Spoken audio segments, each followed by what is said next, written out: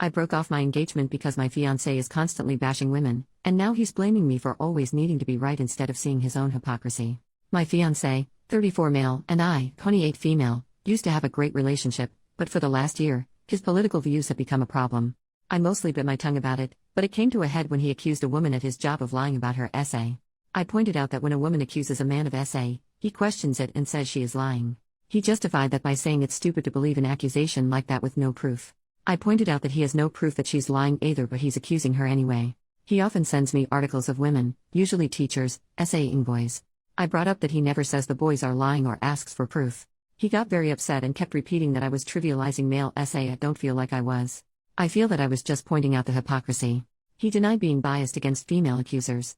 I reminded him that when the allegations against Diddy first happened, he said feminists were just trying to ruin a successful man's life. Unsurprisingly, he never brought up the man who accused Diddy of essay. He defended Diddy up until the video of him physically hurting Cassie was leaked. Even then, he said we didn't know the whole story.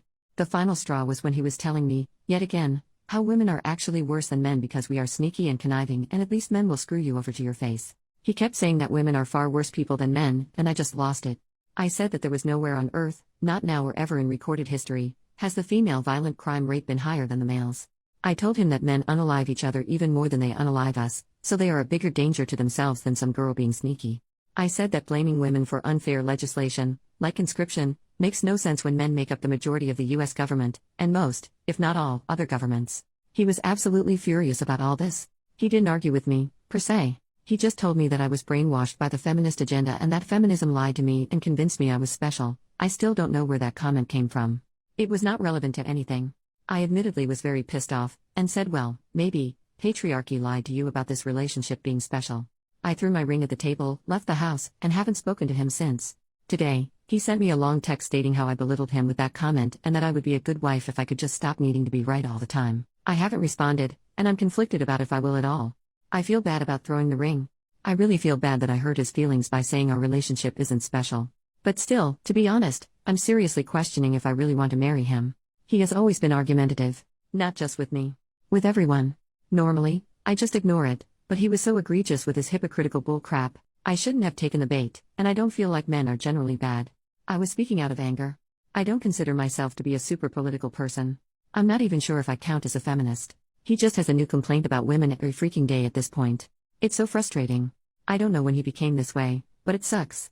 There are still things I love about him, but the things he has been saying may be more than I can forgive. Despite all that, I'm still responsible for my intense outburst because I ignored his constant woman bashing in an effort to keep the peace.